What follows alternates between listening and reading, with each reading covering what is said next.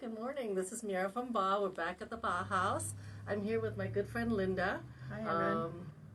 Today we're going to talk about the adventuring scarf and wrap. This wrap was done, it's a pattern by Ambah, and it was meant for, knitting in December, but it is a lot of knitting, so we didn't quite get done in time to wear it for Christmas or for the holidays. And my friend Carrie had knit this, and she told me there was a lot of knitting, and it was really hard to keep to do one color per day. So we finally have it done. This is February. We've blocked it. Now we're ready to add tassels to it.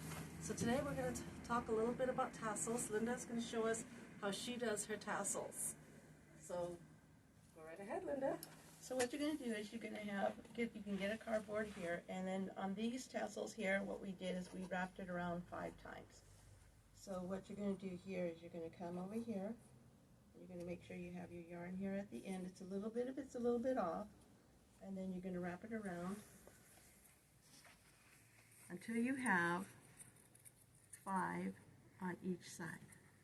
As you can see, we used our fancy handy dandy tassel guide here. So if you see here, you've got 5 strands.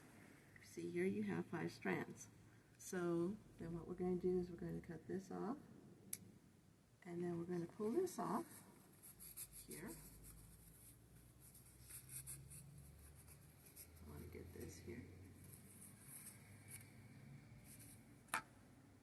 And then what we're going to do is then we're going to come in here, and you come with your crochet hook, and you come in here to the first hole that you see here. You're going to come here like this, and you're going to grab your hook like this, and you're going to turn it down and bring it in. And typically what I do is you can use a crochet hook to bring in your other strands here, but because of the thickness, it's usually better to grab it like this, because then you can get a better flat on your tassel when you're pulling this in. So when you come like this here, then you're going to pull it like that. So that way you got a little bit more of a even flat going on this way. And that's how you would put in your tassels. So you have actually a number of different options you can do with your tassels.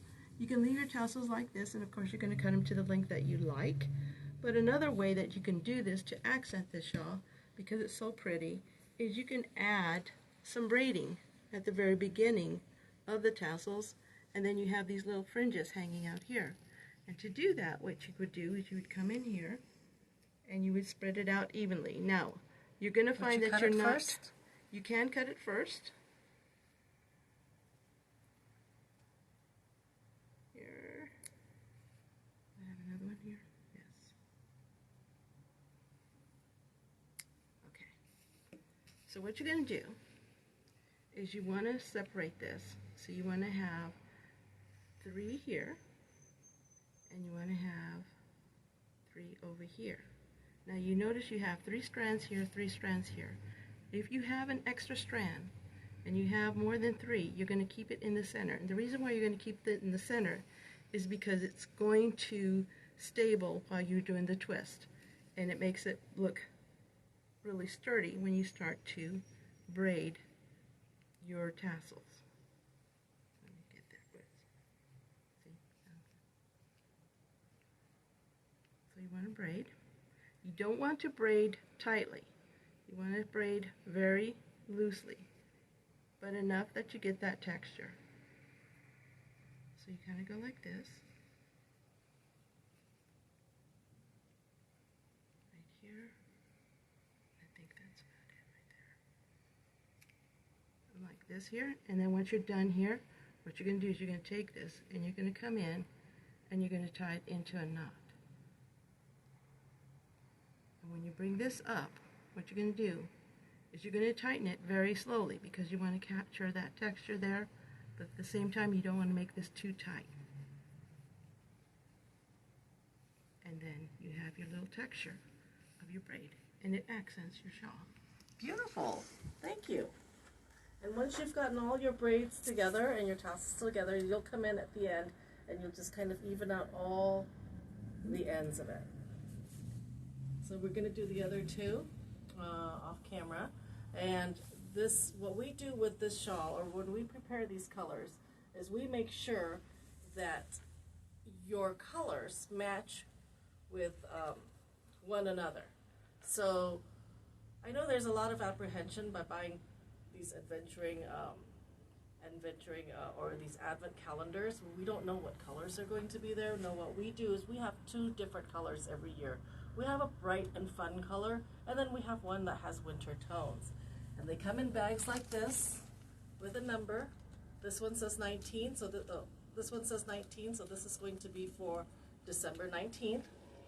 And you won't know what color it is, but you'll know that it's going to basically fade or melt from one color to the other. Colors are expertly picked by Mira.